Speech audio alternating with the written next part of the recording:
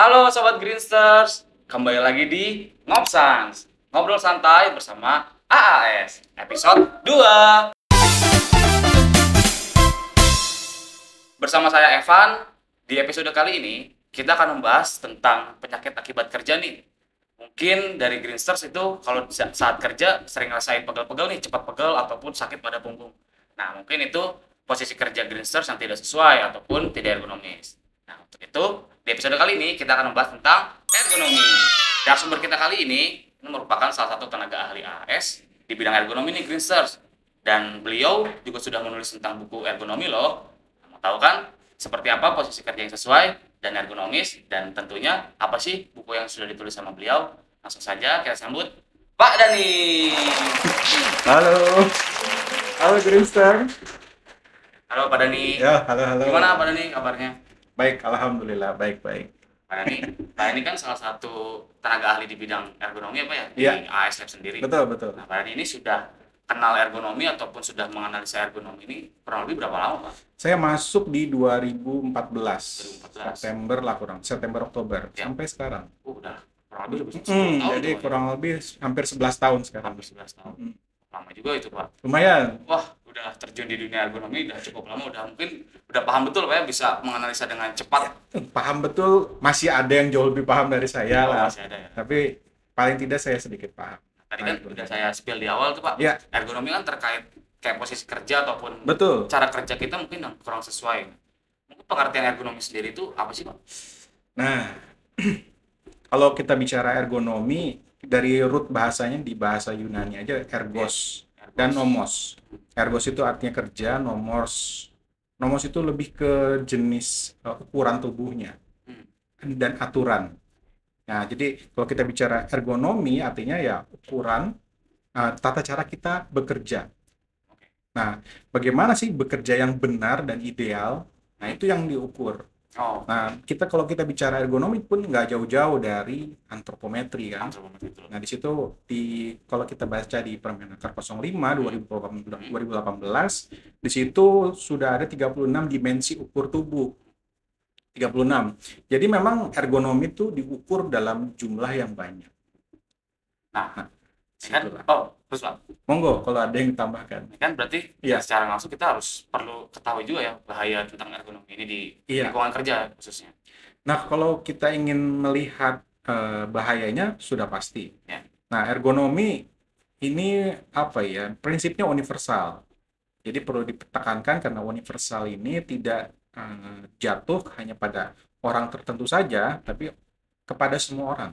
Kepada semua orang yang bekerja dan ada hubungannya antara person dengan lingkungan kerja dan alat. Jadi di situ ada desain di antara manusia, kemudian lingkungan dan alat. Nah, disitulah. Oke, berarti kan tadi terkait kepada person Pak ya, ergonomi. Berarti ergonomi ini nggak cuma hanya untuk orang kantor Pak ya, kayak Betul. kita pekerja di yang lain-lain kayak operator ataupun itu di kehidupan kita sehari-hari. Iya. Berarti juga kita harus mengetahui tentang ergonomi ini loh. Sebetulnya nggak harus pekerja kantoran. Iya. Ibu-ibu yang di rumah pun harus mengerti. Karena tadi saya sebut di awal, kita bisa dibilang apa ya, harus prinsipnya yang universal itu. Kemudian kalau kita baca di short course-nya Ubaya itu ada ENASE, E-nya itu dua-duanya efektif, efisien, nyaman, aman, dan sehat. Makanya di situ tidak fokusnya adalah ke semua orang saja. Caranya bagaimana? Nah, di situ banyak hal yang bisa kita olah. Kalau dari kantor ya pasti cara dia duduk, cara dia mengangkat. Kalau di rumah tangga, sesimpel cara dia menggendong bayi, cara dia mengangkat galon gitu, atau semudah cara bapak-bapak menyupir. Oh, tadi cara mengangkat galon sama menggendong bayi nih Pak. Iya. Kan galon kan berarti terus sebut merek apa jadinya? Ya nggak apa-apa. Ya galon mineral lah ya. Itu kan lumayan berat itu Pak. Mineral, betul. Nah itu kan berarti kita juga harus paham tentang ergonomi ya Pak. Iya. Nah emang seperti apa? Salah satu contoh yang benar di kehidupan sehari-hari. Pastinya kalau tadi di kehidupan sehari-hari, misalnya menggendong anak, Iya. fokusnya bukan pada pengangkatan dengan menggunakan punggung. Ya, bebannya atau si anak itu yang kita angkat, itu posisinya harus dekat dengan kita, kita pegang, lalu dengan kekuatan kaki itu diangkat ke atas. Jadi nggak- bukan posisi batang tubuh kita yang membungkuk kemudian mengangkat ke atas.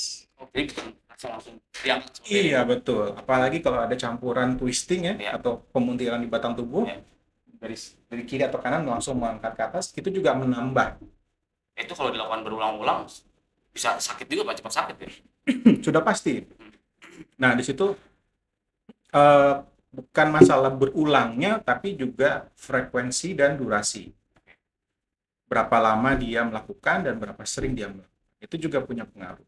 Terus usia. Selain itu jenis kelamin itu juga punya pengaruh. Contoh, eh, kalau misalkan kita lihat otot manusia, ukuran dari laki-laki itu 22/3 lebih kecil, lebih besar daripada perempuan. Itu yang laki-laki. Dengan apa ya, mengekskludkan faktor latihan atau olahraga. Dari secara bawaannya saja 2/3 lebih besar daripada perempuan. Terus kalau kita bandingkan dengan jenis ras kita, ras seseorang yang dari Mongoloid atau dari Kaukasoid itu juga ukurannya akan berbeda. Mana yang lebih panjang-panjang, ada yang lebih pendek. Itu sangat berpengaruh. Nah, berarti bukan terkait ekonomi aja, berarti emang Iya. faktor-faktor eksternal lainnya pun Sangat bisa berpengaruh. bisa berpengaruh. Iya. Greensters tadi salah satu contoh ergonomi di kehidupan sehari-hari tuh. Jadi kita emang nggak boleh asal-asalan juga mengangkat galon ataupun sekedar menggendong bayi pun itu ada teknik ergonominya. Nah, Iya. makanya mungkin ibu-ibu di rumah tangga ataupun anak-anak muda kadang-kadang kan suka menyepelekan hal ini gitu Pak. Udah angkat galon aja. Betul. Katanya sakit sih di Nah, pinggang. itu dia. Ibu-ibu juga. Mungkin ada lagi Pak di kehidupan sehari-hari seperti Apalagi? hal sepele lah yang kita Hal berulang-ulang. sepele, kalau ibu-ibu selain jadi proses memasak. Proses memasak itu juga ada faktor ergonomi. Jadi mungkin banyak yang tidak diketahui bahwa meja dapur itu punya ketinggian ideal. Cara mudahnya ada rumusannya, yaitu tinggi pengguna Ya. itu dibagi 2 ditambah 5. Contoh ibunya dibagi 2 kemudian ditambah 5. Contoh ibunya misalkan, kalau ibunya punya tinggi 160, 160. nah itu dari 160 cm itu kita bagi 2, 80, Ya. tambahkan 5. Oh, itu Artinya tinggi meja dapur seharusnya di 85 cm. Tapi kemudian beda cerita ketika meja dapurnya digunakan oleh suaminya Iya. yang relatif lebih tinggi misalnya, itu jadi problem. yang bungkuk lagi itu jadi Nah, apa? contoh kedua mungkin menyetrika. Oke. Dua perbedaan pada saat menyetrika di lantai dengan yang menggunakan meja. Itu juga faktor ergonominya sangat berbeda. Itu Sesemudah itu ya. semudah itu untuk menganalisa faktor ergonomi di kehidupan sehari-hari Pak. Iya, betul. Kayak cuman sekedar nyetrika ataupun nah ini tadi berarti yang dapur kalau ada yang lagi bangun rumah nih bisa dicek Bisa dulu, diperhatikan, bisa ya, diperhatikan. Itu kan tadi salah satu faktor di kehidupan sehari-hari Pak ya. Ada lagi? Kita back to topik di Oke, boleh, monggo. lingkungan kerja Pak. Hmm. Nah, itu kan kayak saya juga sebagai office ya Pak. Di Ya. office kan 8 jam kurang lebih dalam satu hari. Nah, itu kadang-kadang saya ngerasa suka pegel-pegel gitu Pak, kayak cepat pegel padahal kayak bangku yang sudah disediakan oleh kantor ini udah empuk gitu. Ya. Kira-kira apa tuh Pak yang mempengaruhi? Yang pasti tidak semua meja, kursi itu yang diklaim ergonomi itu betul-betul ergonomis bagi penggunanya.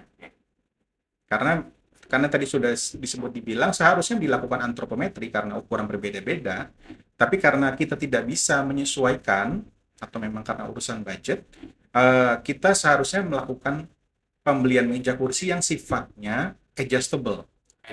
Artinya dapat disesuaikan sesuai dengan penggunanya. Contoh, meja. Ya. Meja sebetulnya tidak perlu terlalu luas, tapi kalau kita lihat di OEC, di Office Ergonomic Checklist, kalau kita cek di Office Ergonomic Checklist, nah di situ di bagian mejanya itu bisa kita bagi menjadi 3 kriteria.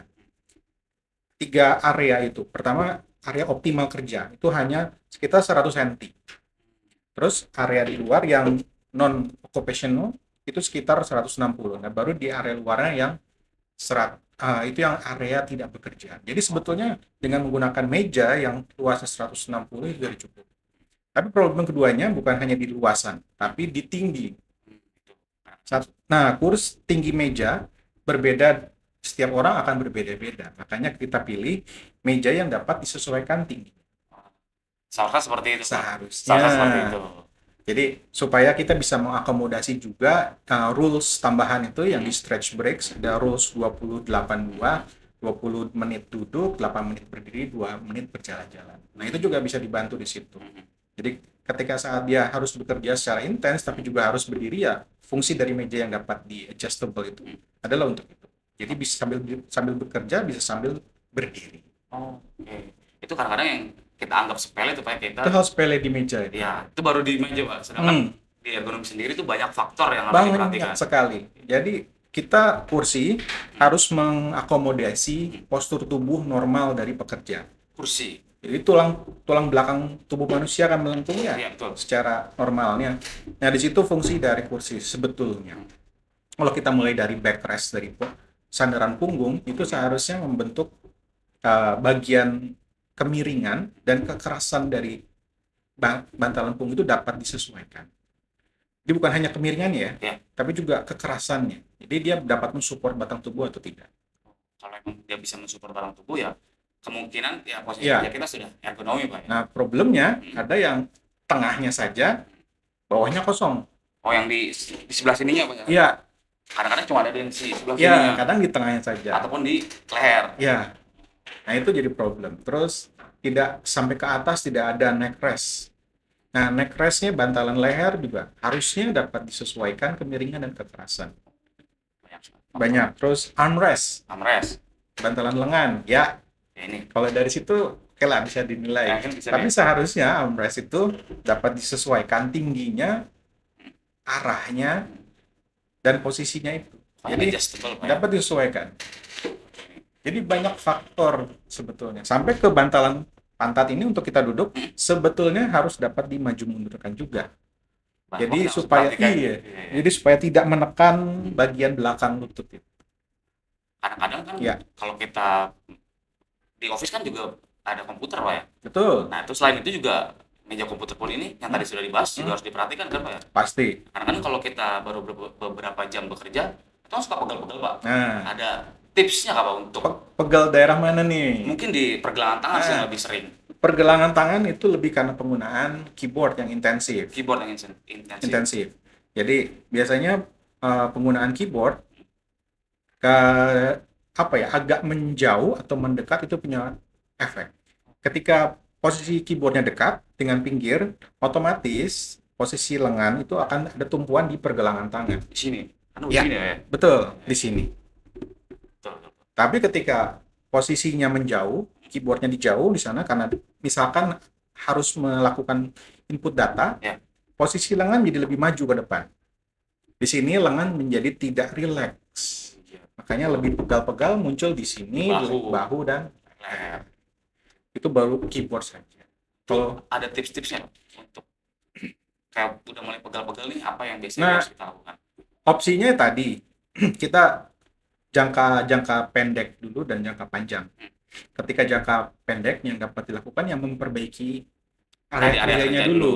Ya. Jadi kita sesuaikan baik itu dari monitor yang harusnya dapat ditinggikan, Oh iya. terus keyboard, kemudian mouse, luasan meja kerja sampai ke kursi. Itu baru dari instrumen di alat kerja dan area desainnya saja, desain kerja saja. Tapi ada tambahan dua itu kalau kita lihat di Office Ergonomic Checklist, itu ada yang disebut stretch breaks Stretch break. dan eye breaks. Oh, apa istirahat mata Pak ya? Istirahat mata. Istirahat mata. Oke, oke, oke. Stretch break konsepnya lebih ke apa ya, melakukan stretching, jenisnya banyak. Itu dapat diambil dari berbagai sumber. Bisa divalidasi juga, dicek di mana di Google dan lain-lain.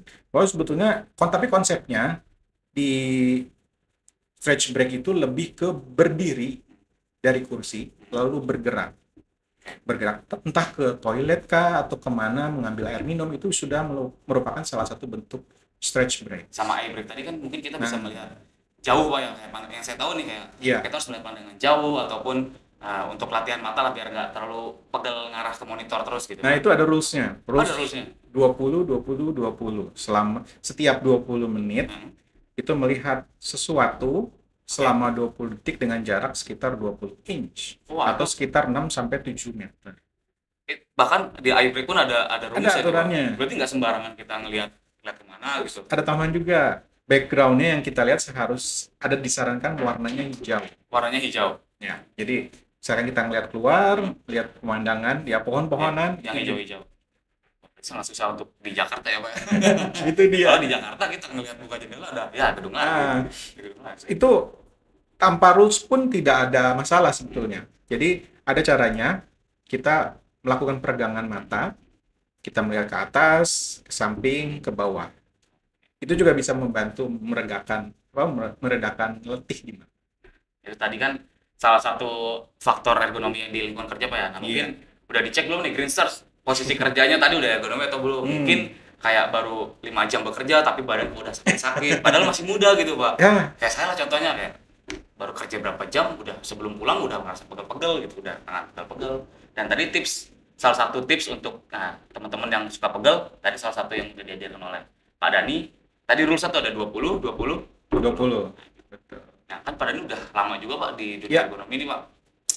Kalau salah satu cara perusahaan mengetahui nih Pak, para pekerjanya itu sudah sesuai dengan kaidah ergonomi atau belum tuh seperti apa Pak?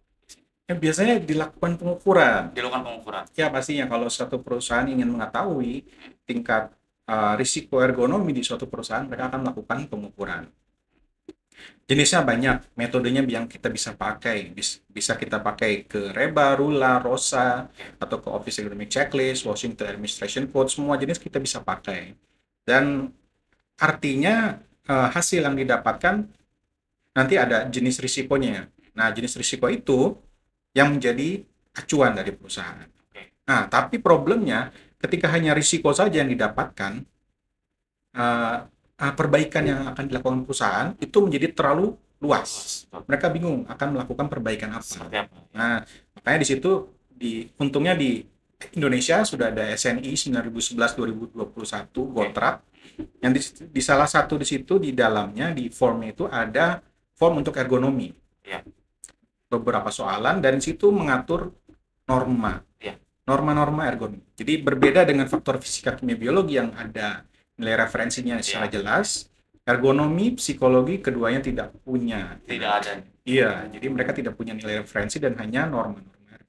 Kan kalau kayak faktor fisika kan pencahayaan ada batas maksimalnya jelas minimalnya ya. Nah, kalau ergonomi berarti tidak bisa dinilai dari tidak bisa dinilai. Jadi kesesuaiannya tidak hanya dari risiko tapi dari norma-normanya. Jadi apa yang seharusnya disediakan, apa harusnya ada, itu kita cek di area kerja.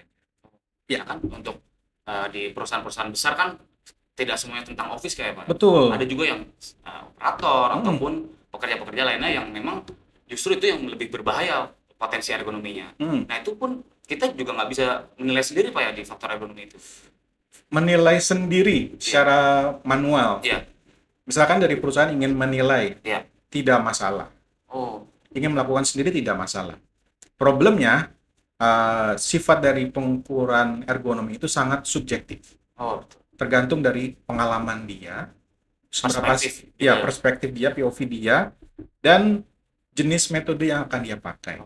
Nah, makanya kami di AS, kita biasanya tidak menggunakan satu lapis analisa saja, satu layer saja, tapi kita tambahkan dengan beberapa layer. Contoh, kita misalkan akan menganalisa di Office, oke lah, layer pertama kita pakai SNI 1911. Dari SNI tadi. Tapi untuk layer keduanya, kita tambahkan. Kita bisa pakai Office Ergonomic Checklist untuk norma-normanya, terus kita tambahkan lagi dengan ROSA untuk risikonya. Jadi di situ jelas bahwa tindakan tersebut atau area kerja tersebut berbahaya karena alasan risikonya dan karena alasan normanya. Itu tadi berarti metode yang dipakai Pak? Iya. Itu general Pak, itu bisa dipakai siapa aja atau? Iya, itu semuanya dapat diakses di Google secara mudah. Memang ada beberapa yang bisa dibilang sulit ditemukan karena keywordnya, tapi secara gamblang itu bisa dicek.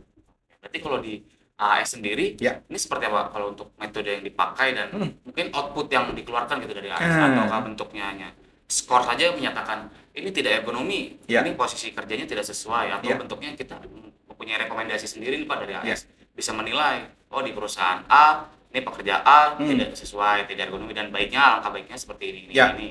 Betul Mas, jadi seperti itu memang di kami seperti yang disebut kita tidak pakai satu lapis. kita pakai minimal 2 lapis, 2 sampai 3 lapis. Nah, setelah itu hasil analisa yang dipakai tidak jauh-jauh. Jadi dari hasil risiko yang muncul, kemudian normanya yang kurang, dari situ kita berikan rekomendasi apa yang seharusnya disediakan. Nah, terus kita bagi dua, jangka pendeknya apa, jangka panjangnya. Nah, simpelnya Seperti itu, Pak. iya. Dan pun metode pengambilan datanya pun Mm-mm. itu kalau boleh tahu seperti apa ergonomi? Kalau untuk pengambilan data, kita sudah berkati tim sampling dengan form yang jelas, ada aturannya, tinggal mereka lengkapi saja. Nah, kalau untuk caranya, mereka lebih mengambil foto dan mengambil video. foto. Jadi ada dokumentasinya. Fokusnya adalah pertama mengambil dokumentasi dari berbagai sisi. Jadi kita ingin melihat berbagai hal. Nah, kalau kita mengacunya kembali lagi ke Office Ergonomic Checklist, kita ingin melihat kursinya dari sisi kanan, kiri, belakang, dan depan. Begitupun dengan settingan mejanya. Jadi dari keyboard, mouse, sampai ke monitor. Kita ambil dari sisi kanan, kiri, depan, belakang, dan tambahan lagi dari atas. Oh, dari atas. Kenapa? Tadi kalau kita mengacu lagi ke sumber, jarak dengan inch monitor sekitar 24 sampai 36 inch itu jaraknya 60 sampai 90 cm atau sepanjang tangan. Makanya ya sepanjang tangan itu. Jadi kalau kita ambil foto dari atas, itu tujuannya adalah untuk melihat jaraknya dan areanya. Jadi terlalu nekuk pun nggak baik. Panjangan pun Nggak harus maju baik. dulu nggak baik. Iya. Mungkin berarti untuk salah satu perusahaan juga kalau ingin mengetahui ya bisa ke AS Lab ini sendiri Pak ya, untuk untuk mengetahui bagaimana potensi ergonomi di perusahaan tersebut itu sudah sesuai atau belum. Iya. Ataupun bahkan ada yang mau merancang office baru nih, kayak kita mau bikin gedung baru, officer baru nih, seperti apa ya, untuk kan karena jam kerja yang sangat lama dan juga mungkin di Jakarta kan siklusnya ya terbilang capek Pak ya, kita harus kena macet dulu di jalan. Nah, itu mungkin jadi tindakan perspektif dari perusahaan ini nih, ya udah merancang kualitas ergonomi di tempat kerja. Betul. Ya. Nah, saya juga pernah tahu nih Pak, ada beberapa equipment kursi ataupun meja yang puluhan juta gitu Pak, harganya bisa 5 juta, 4 juta. Apakah emang itu dengan harga yang semakin tinggi, semakin ergonomi Pak? Nah, jadi ada obrolan.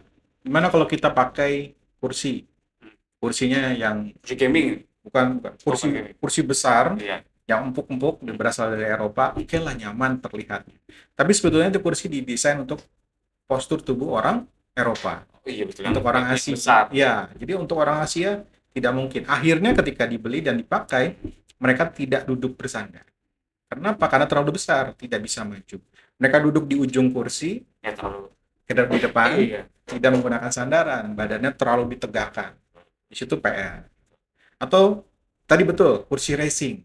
Kursi gaming? Iya, kursi gaming kan kurang lebih similar ya, sama dengan yang racing kan. Ya, tapi problemnya di kursi racing karena bentuknya itu seperti untuk driver, tidak ergonomis. Kenapa? Pertama, bagian bantalan tubuh itu melengkung-melengkung. Fungsinya adalah untuk menjaga si driver tetap di kursi pada saat G-force-nya tinggi. Problemnya pada saat kita bekerja itu tidak ada G-force sama sekali. G-force ya? Nggak ada. Jadi malah menekan bagian tubuh kita, baik itu di pinggir paha atau di belakang dan di punggung, itu sangat tidak nyaman. Dan dipergunakan dalam waktu yang lama. Oke. Salah satu ergonomi. Menarik ya? Menarik Pak. Sebetulnya menarik banget untuk membahas ergonomi karena ya apalagi untuk officer Pak ya. Iya. Ini penting banget untuk sangat dilakukan monitoring karena kita nggak tahu, mungkin kita lihat sudah ergonomi dan kadang-kadang kita anggap sepele, padahal ternyata itu ya pengaruh di kehidupan kita sehari-hari.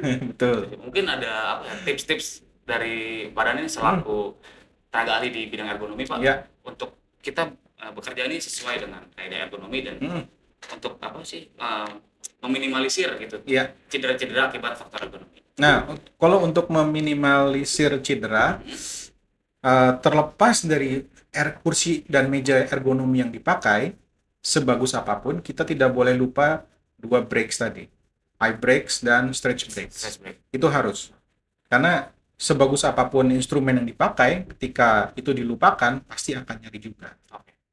Melakukan stretch brakes, aturannya banyak, ada yang 30 menit sekali, ada yang 60 menit sekali. Durasinya cukup 1 menit, 2 menit, Tapi prinsip utamanya adalah berdiri dari kursi, lalu melakukan kegiatan yang bersifat berpindah tempat. Jadi tadi seperti saya bilang, ya sudah ke kamar mandi kah atau mengambil air, itu sudah cukup. Sekedar begini Ya, stretching biasa. ya, ya, ya. Ya, itu sudah cukup melakukan stretching. Very full. New knowledge nih Pak untuk saya dan very insightful lah. Ya. Untuk Greenster juga mungkin ada apa namanya yang sering bekerja kan. Hmm. Tadi tips dari Pak Dani selaku tenaga ahli di bidang ergonomi, kalau emang dirasa pegel-pegel, jangan kerja-kerja terus Pak ya, berarti Ya. beberapa jam sekali kita lakukan pemanasan, Betul. beberapa jam sekali kita melakukan eye breaks tadi. Nah, itu salah satu tips dari Pak Dani agar posisi kerja kita sesuai dengan gaya ergonomi. Iya. Nah tadi juga sempat saya singgung di awal nih Pak terkait buku. Nah kayak saya tahu gitu bukunya yang Pak Dani tulis gitu. Itu seperti apa Pak bukunya, isinya, dan apakah sudah bisa kita dapatkan gitu Pak? Iya. Oke. Mungkin ada teman-teman Greenster yang mungkin saya juga pengen cemplung ya. Mempelajari bidang ergonomi ini, nah mungkin bisa dipelajari dari buku Pak Dani. Oke, jadi sebetulnya buku ini gabungan dari beberapa penulis. Saya tergabung di PEI, jadi Perhimpunan Ergonomi Indonesia. Nah, di situ pernah ada lemparan, siapa nih yang mau mengisi buku? Ya, saya coba mengisi di situ, mengirimkan data, draft, dan lain-lain. Alhamdulillah diterima masuk. Nah, buku ergonomi ini jadi menghubungkan antara ergonomi dan psikologi. Psikologi dan psikososialnya itu ya.